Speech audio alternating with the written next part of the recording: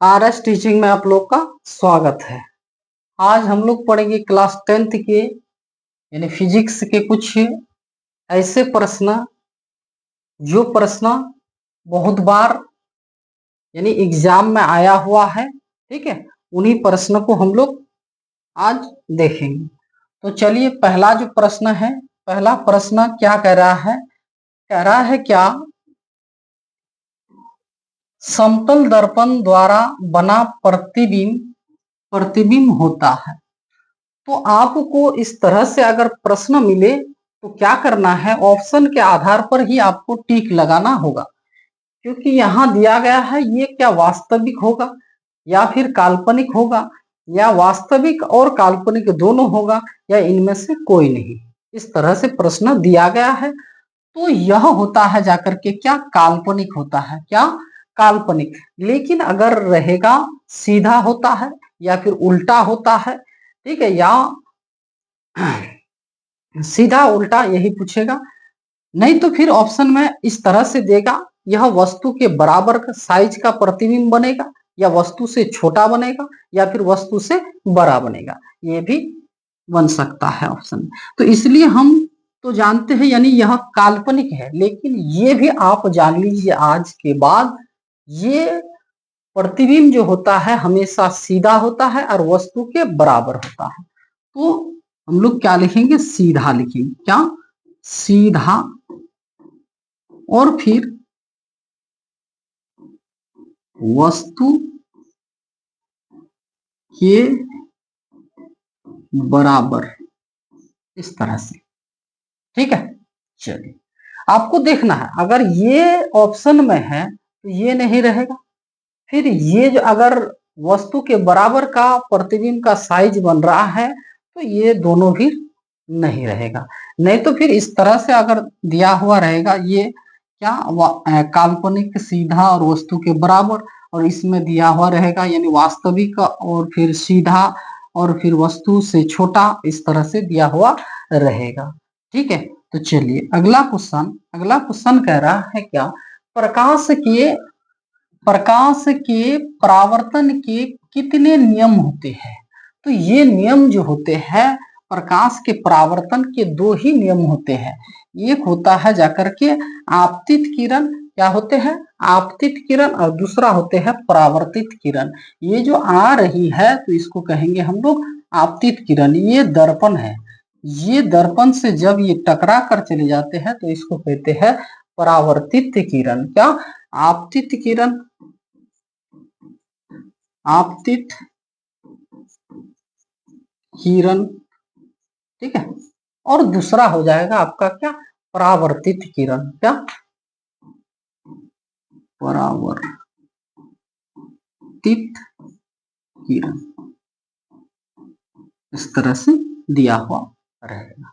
ठीक, चलिए तो आंसर क्या लगाना है हमको, बी लगाना है। क्या लगाना है, बी लगाना है। नेक्स्ट क्वेश्चन क्या कह रहा है, कह रहा है क्या निम्नलिखित में किस दर्पण द्वारा किसी वस्तु का वास्तविक प्रतिबिंब, जब भी बोला जाए वास्तविक प्रतिबिंब, वास्तविक प्रतिबिंब जब भी बोला जाए, क्या बोला जाए, वास्तविक प्रतिबिंब मिल सकता है, यानी कैसे दर्पण में यह आएगा, तो आपको लगाना है अवतल दर्पण द्वारा ये बनते हैं वास्तविक।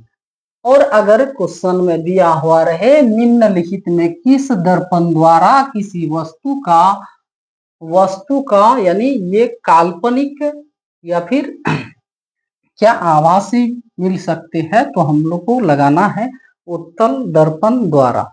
इस तरह से आपको लगाना होगा। ठीक है, चलिए अगला क्वेश्चन कह रहा है वस्तु से छोटा और आभासी। जैसे अभी हम बताए जिस तरह से, इस तरह से भी पूछा जा सकता है, वस्तु से छोटा और आभासी प्रतिबिंब इनमें से किस दर्पण में प्राप्त होते हैं।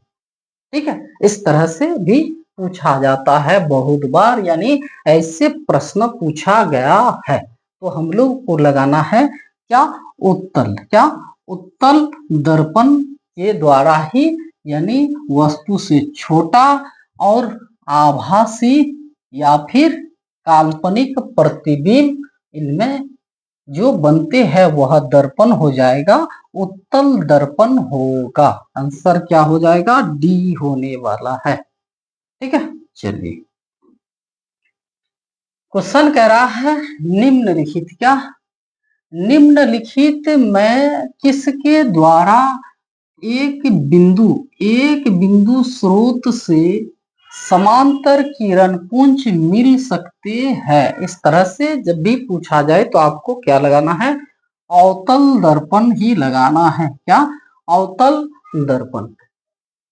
ठीक, चलिए अगला क्वेश्चन कह रहा है कहां पर स्थित होने से वस्तु का प्रतिबिंब अवतल दर्पण के फोकस पर बनता है। ठीक है, इस तरह से अगर क्वेश्चन पूछा जाए तो आपको क्या करना है? इस तरह एक अवतल दर्पण बनाना है। क्या? अवतल दर्पण। और इस तरफ क्या कर दीजिए? चलिए इस तरफ रंगाई कर देते हैं।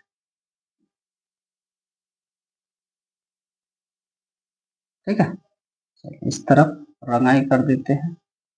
और अगला जो भाग है ये शीशे का भाग है। ठीक है, और इधर यानी बाहर से रजीता गया है या फिर उसको कहते हैं पेंट किया गया है।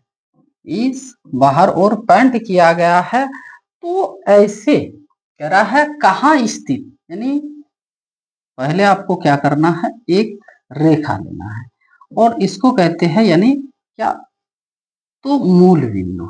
और यहाँ कहते हैं यानी सेंटर, यानी जिसको केंद्रक कहते हैं। और यहां से यहाँ की दूरी, ठीक है, केंद्रक से मूलबिंदु की दूरी जो होती है इसके बीच में ही यानी क्या होते हैं? फोकस दूरी होती है। क्या होती है? तो फोकस दूरी होती है। ठीक है, तो यहाँ कह रहा है अगर यानी हम लोग कहा वस्तु का प्रतिबिंब अवतल दर्पण के फोकस पर रखते हैं। कोई भी वस्तु अगर यहाँ रखेंगे हम लोग, ठीक है, यहाँ अगर हम लोग रखते हैं एक वस्तु, तो इससे जो प्रतिबिंब बनेगा, तो प्रतिबिंब कहाँ बनेगा इसका? तो यहां से प्रकाश जाएगा और यहां से मिल करके ये फिर यहां तक और टकरा के फिर इसी ओर आ जाएगा। ठीक है, और ये जो वस्तु है यहां से प्रकाश और कोई भी यानी वस्तु जो सॉरी किरण जो है ये दर्पण से टकराकर वह फोकस से गुजरती है और इसका प्रतिबिंब जो होगा तो कहाँ बनेगा इसका प्रतिबिंब? यानी कोई ठीक ठिकाना नहीं है कहाँ जो बनेगा, तो इसलिए इसको कहते हैं यानी कहाँ बनेगा? ये अनंत पर बनेगा। कहाँ बनेगा? तो अनंत पर इसका प्रतिबिंब बनेगा। और ये जो प्रतिबिंब जो बनता है इस तरह से तो पूछा गया है, लेकिन ऑप्शन अगर यहाँ ये नहीं है तो फिर क्या दिया हुआ रहेगा? वास्तविक बनेगा। इधर जब भी बनेगा क्या? वास्तविक, वास्तविक प्रतिबिंब बनता है। और क्या? वस्तु से जब भी ये वस्तु जो है इस ओर है और यहां अगर इसका क्या है? शीर्ष भाग है, तो इधर जब भी बनेगा कोई भी प्रतिबिंब तो यह इसका क्या हो जाएगा? उल्टा बनेगा। क्या बनेगा? उल्टा बनेगा। ठीक है, तो क्या देंगे हम लोग? उल्टा। उल्टा। और ये इस प्रतिबिंब की अगर ऊंचाई मान लीजिए 10 cm है, तो इधर जाकर जहां पर भी वह बनेगा अनंत में, तो वह वस्तु से क्या बनेगा? तो बड़ा बनेगा। साइज क्या होगा उसका? तो बड़ा हो जाएगा। क्या? बड़ा। ठीक, चलिए अगला क्वेश्चन। अगला क्वेश्चन कह रहा है अवतल दर्पण की फोकस दूरी, अवतल दर्पण की फोकस दूरी उसकी वक्रता त्रिज्या की क्या होती है? तो देखिए ये है जाकर के अवतल दर्पण, इधर रंगाई किया गया है। ठीक है,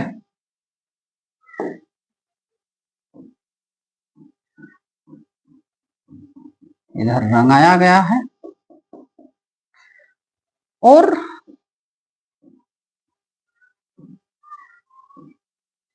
यहाँ P, यहाँ C और यहाँ फोकस दूरी।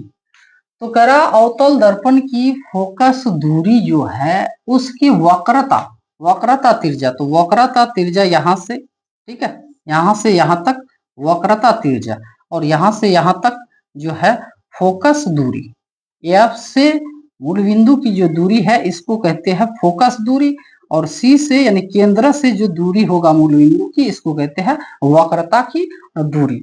तो ये हमेशा वक्रता की दूरी जो है, ये फोकस दूरी जो है इसका क्या करते हैं आधा भाग होता है। तो आपको देखिए अवतल दर्पण की फोकस दूरी उसकी वक्रता त्रिज्या की क्या होती है, वक्रता त्रिज्या यहाँ से यहाँ तक, यहाँ अगर 20 सेंटीमीटर है तो फोकस दूरी कितनी है, तो 10 सेंटीमीटर हो जाएगी, यानी इसकी आधी हो जाएगी। तो आपको लगाना है बी नंबर, यानी आधी होती है। ठीक, चलिए अगला क्वेश्चन कह रहा है एक अवतल दर्पण में वस्तु यानी प्रतिबिंब की स्थिति फोकस और ध्रुव के बीच हो। ठीक है, चलिए फिर हम लोग दर्पण को देखेंगे। इस ओर क्या पेंट किया हुआ रहता है, आप लोग घर में जो देखते हैं ना, एक दर्पण जो देखते हैं, दर्पण यानी शीशा जो देखते हैं, मिरर जिसको कहते हैं, तो ये मिरर जब देखते हैं तो उसके यानी पीछे वाला भाग, ये तो प्लास्टिक का कवर लगा हुआ रहता है, लेकिन जब वह टूट जाएगा तो देखिएगा उसके यानी बाहर जो भाग जो है वह पेंट किया हुआ है, यानी रंगाई किया हुआ है। यही हम बता रहे हैं, ये भाग जो है रंगाया गया है। ठीक है, तो यहाँ एक अवतल क्या है, दर्पण है। तो अवतल दर्पण वस्तु की प्रतिबिंब की स्थिति कहाँ, फोकस। तो हम लोग क्या करेंगे, देखिए यहाँ वक्रता केंद्र और यहाँ फोकस दूरी, यहाँ वक्रता केंद्र और फोकस दूरी। तो कह रहा है ये जो प्रतिबिंब की स्थिति है फोकस और ध्रुव के बीच, ये है ध्रुव वाला भाग मूल बिंदु, ठीक है, ध्रुव वाला भाग, और यहाँ है जाकर के फोकस, इसके बीच यहाँ पर एक क्या है, वस्तु रखी हुई है, यहाँ पर एक वस्तु रखी हुई है। तो इससे जो किरण जो जाएगी यहाँ से यहाँ तक, ठीक, और यहाँ से कोई भी वस्तु जब टकराकर यह इस तरह से आएगी तो इस तरह की यानी क्या एक फिगर बनता है। तो ध्रुव के बीच हो तो प्राप्त प्रतिबिंब होगा। तो प्रतिबिंब जो होता है वह कैसी होती है, तो यह आभासी होगी। क्या होगी, आभासी होती है, और यह क्या बड़ी होती है। ये वस्तु जो है इसका प्रतिबिंब इससे यानी क्या होती है, बड़ी होती है। क्या होती है, बड़ी होती है, और यह क्या उल्टा भी होती है। क्या उल्टा, अगर उल्टा भी ऑप्शन में दिया हुआ रहे तो ये भी आपका क्या हो जाएगा, सही हो जाएगा। ठीक है, वस्तु से बड़ा और यह उल्टा प्रतीत होते हैं। ठीक, चलिए अगला क्वेश्चन कह रहा है मोटर गाड़ी के चालक के सामने लगा रहता है। तो मोटर गाड़ी के सामने जो लगा हुआ रहता है, ये देखिए एक क्या है, कार है। ठीक है, एक गाड़ी है, इस गाड़ी के यहाँ अगर चालक है जिसको ड्राइवर कहते हैं, उसके सामने जो देख रहे हैं एक क्या है, यहाँ एक मिरर लगा हुआ है। इस मिरर जो है, यह मिरर यानी कौन सा मिरर होगा, यही आपको बताना है। तो यह जो होता है उत्तल दर्पण होता है। क्या उत्तल दर्पण होता है, क्योंकि यह उत्तल दर्पण क्या करते हैं, हमेशा ये वस्तु का जो प्रतिबिंब जो होता है, जो पीछे जो आप जो देख रहे हैं वाहन, वह छोटा दिखाई देगा। क्या दिखाई देगा, छोटा दिखाई देगा। और अगर अवतल दर्पण लगाएंगे तो वह इतना बड़ा दिखाई देगा, लगेगा जो यानी गाड़ी के ऊपर चढ़ गया है। पीछे से कोई भी गाड़ी आ रही है, वह जितनी दूरी पर है वह प्रतीत नहीं होती है, आपको लगेगा वह गाड़ी जो है, पीछे वाला जो गाड़ी है, इस गाड़ी के ऊपर आकर यानी चढ़ गया है। तो इसलिए इस वाहन के सामने कौन सा, तो उत्तल दर्पण का प्रयोग किया जाता है।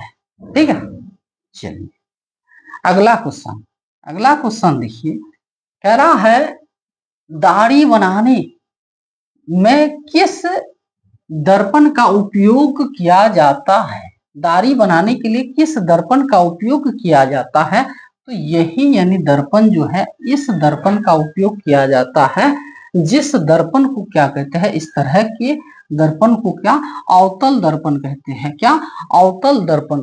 ठीक है, यह क्या होगा, आपका वास्तविक और ये वस्तु से बड़ा जो साइज का, ठीक है, आप अगर दाढ़ी बनाते हैं, यहाँ दाढ़ी बनाना दिया गया है कहीं पर, यानी लिखा हुआ रहेगा क्या, हजामत करने के लिए। क्या, हजामत करने के लिए किस दर्पण का उपयोग किया जाता है, तो अवतल दर्पण का ही उपयोग किया जाता है। ये था हम लोगों का कितना, 10 प्रश्न। 10 प्रश्न में से आपको ऐसा जो फील होगा कुछ, जब यानी आप क्वेश्चन बैंक उलट करके देखेंगे तो फील होगा जो हम कुछ सीखे हैं।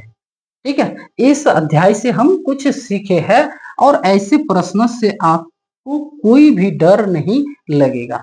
तो ठीक है, चलिए ये था आज का 10 प्रश्न। फिर आगे देखेंगे हम लोग इस तरह से हर वीडियो के साथ, यानी अलग अलग प्रश्न का हल करेंगे। ठीक, तो आप लोग इस चैनल के साथ बने रहे। अगर चैनल को सब्सक्राइब नहीं किए हैं तो सब्सक्राइब कर लीजिए।